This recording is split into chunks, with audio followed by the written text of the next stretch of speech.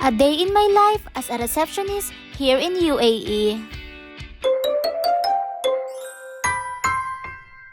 Hello everyone! Another day, another mini vlog!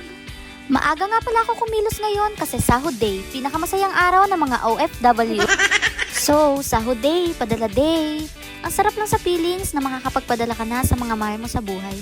Pero mas masarap sana kung maibibigay mo ang mga pangangailangan nila na magkakasama kayo. Kaso sa realidad ng buhay, mas pipiliin mo na lang magsakripisyo at lumayo sa kanila para mabigay mo ang magandang kinabukasan lalo sa mga anak at pamilya mo. Pero alam kong lahat ng pagod ay kapalit ng magandang kinabukasan. Kaya ate, laban lang, walang susuko. Alas 9 pa nga lang ng umaga sa mga oras na yan, masyado palang maaga. Akala ko kasi mahaba ang pila sa kuwaan ng pera. 10 AM nga ang pasok ko at ang biyahe papunta sa work ko ay 15 minutes. Kapag naman may traffic, inaabot ng 20 minutes. Kaya minsan tinutulugan ko.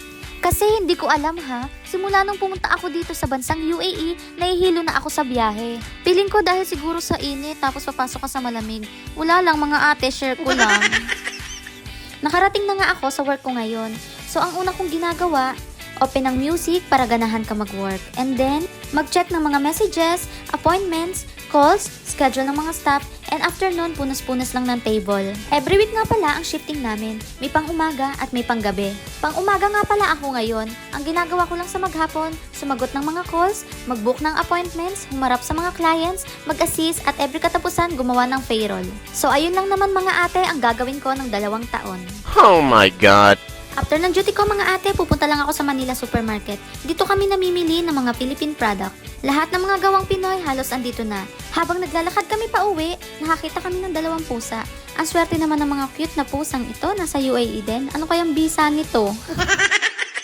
So hanggang dito na lang, paalam!